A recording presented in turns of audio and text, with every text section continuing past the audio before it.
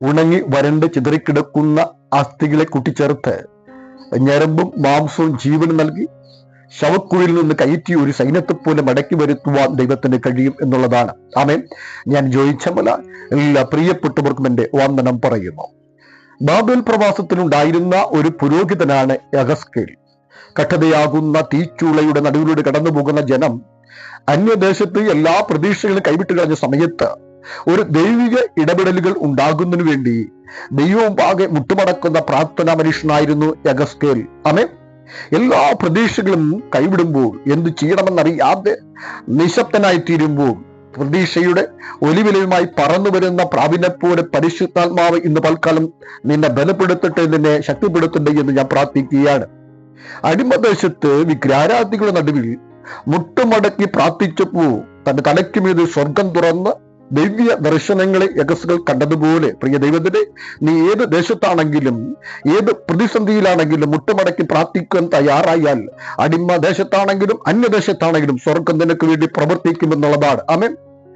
യഹസ്കേൽ ഒരു പുരോഹിതൻ ആയിരുന്നു എങ്കിലും പ്രതിസന്ധിയുടെ നടുവിൽ പുതിയ നിയോഗങ്ങൾ ഏറ്റെടുക്കുവാൻ തയ്യാറാകുന്ന നേർക്കാഴ്ച യഹസ്കേൽ പ്രവചനം 1-ാം അധ്യായത്തിന്റെ 3-ാം വാക്യത്തിൽ നമുക്ക് കാണാൻ കഴിയുന്നുണ്ട്. പ്രിയ ദൈവത്തിലെ, ദൈവഗതത്തിനായി പൂർണ്ണമായി ഏൽപ്പിച്ചു കൊടുക്കുവാൻ കഴിഞ്ഞാൽ ദൈവം ചില പുതിയ നിയോഗങ്ങൾ നിന്നിൽ പരിമേൽപ്പിക്കുമെന്നുള്ളതാണ്. ആമേൻ. ഇസ്രായേലത്തിന്റെ ഭൗതികതയുടെയും ആത്മികതയുടെയും തകർച്ചയുടെ ഒരു നേർക്കാഴ്ചയാണ് ഉണങ്ങിയ അസ്ഥികളുടെ താഴ്വര എന്ന് പറയുന്നത്. ഉണങ്ങിയ എന്ന പദപ്രയോഗം അവരുടെ അധപതനത്തിന്റെ പൂർണ്ണതയെ കാണിക്കുന്നു എന്നുള്ളതാണ്. ഉണങ്ങി വരണ്ട് ചിതറിക്കിടക്കുന്ന അസ്ഥികളെ ഒന്നിപ്പിച്ച് ഞരമ്പും മാംസവും ജീവനും നൽകി ശവക്കുഴിയിൽ നിന്ന് കയറ്റി ഒരു സൈന്യത്തെ പോലെ മടക്കി വരുത്തുവാൻ ദൈവത്തിന് കഴിയും എന്ന സന്ദേശം ഈ ദർശനത്തിലൂടെ ദൈവം പ്രവാചകന് നൽകി എന്നുള്ളതാണ്. എന്നെ കേൾക്കുന്ന സഹോദരങ്ങളെ, നിന്റെ പ്രതീക്ഷകൾ അസ്തമിക്കുമ്പോൾ നിന്നെക്കുറിച്ചുള്ള ദൈവ വാഗ്ദാനത്തിന്റെ ഘടികാരം ചലിച്ചുകൊണ്ടിരിക്കുമെന്നുള്ളതാണ്. മനുഷ്യനെ സംബന്ധിച്ച് ശവക്കുഴി അവസാനം എന്ന് പറയുമ്പോൾ ശവക്കുഴി തുറന്ന് ജീവന്റെ പ്രതീക്ഷ നൽകുന്നവനാണ് ദൈവം എന്ന് പറയുന്നത്. ബാബേൽ പ്രവാസിയായി പിടിച്ചുകൊണ്ടുപോയവരിൽ ഒരുവനായിരുന്നു ദാനിയേൽ. എല്ലാ പ്രതീക്ഷകളും അസ്തമിച്ച സാഹചര്യത്തിലും ദൈവത്തോട് വിറുവിറുക്കാതെ ദൈവിക വിശുദ്ധിയിൽ തന്നെ സൂക്ഷിച്ചവനായിരുന്നു ദാനിയേൽ. ആമേൻ. നാം എവിടെ ആയിരിക്കുന്നു എന്നല്ല, നാം ആരായിരിക്കുന്നു എന്ന വസ്തുതയാണ് നമ്മുടെ ഭാവിയെ നിർണ്ണയിക്കുന്നത്. ദൈവസന്നിധിയിൽ വിശ്വസ്തനായിരുന്ന ദാനിയേൽ ദൈവത്താൽ ഉയർത്തപ്പെട്ടു എന്നുള്ളതാണ്. എന്നെ കേൾക്കുന്ന ആ പ്രിയ സഹോദരങ്ങളെ, സ്ഥാനമാനങ്ങളും അധികാരവും പദവികളും എല്ലാം നാം വിലപേശി വാങ്ങുന്നതായിരിക്കരുത്. അങ്ങനെ വന്നാൽ അത് അധികാലം നിലനിൽക്കുകയില്ല എന്നുള്ളതാണ്. ആമേൻ.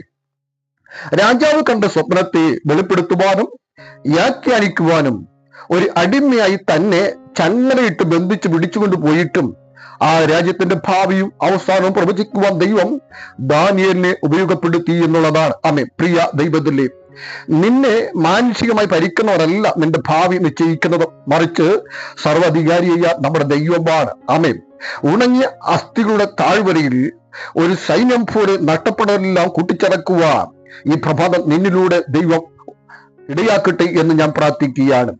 ഇസ്രായേൽ ജനത്തിന്റെ ആത്മികമായിരിക്കുന്ന അധപതനം കണ്ട് അവരുടെ ഭൗതികതയുടെയും ആത്മികതയുടെയും തകർച്ചയുടെ ഒരു നേർക്കാഴ്ച യഹസ്കേൽ പ്രവാചകന് ദൈവം കാണിച്ചു കൊടുത്തു കഴിഞ്ഞപ്പോൾ മുട്ടുമടക്കി പ്രാർത്ഥിക്കുവാൻ യഹസ്കേൽ തയ്യാറായെങ്കിൽ ഇന്ന് പ്രഭാതത്തിൽ ദൈവത്തിലെ നമുക്ക് ചുറ്റുമുള്ള പലരും കട്ടതയുടെയും വേദനയുടെയും കണ്ണുനീരിന്റെ അനുഭവത്തിൽ കടന്നു പോകുമ്പോൾ പ്രിയപ്പെട്ടവർക്ക് വേണ്ടി പ്രാർത്ഥിക്കുവാൻ യഹസ്കേലിനെ പോലെ നമുക്ക് മുട്ടുമടക്കുവാൻ ഈ പ്രഭാതം സഹായിക്കട്ടെ എന്ന് ഞാൻ പ്രാർത്ഥിക്കുന്നു.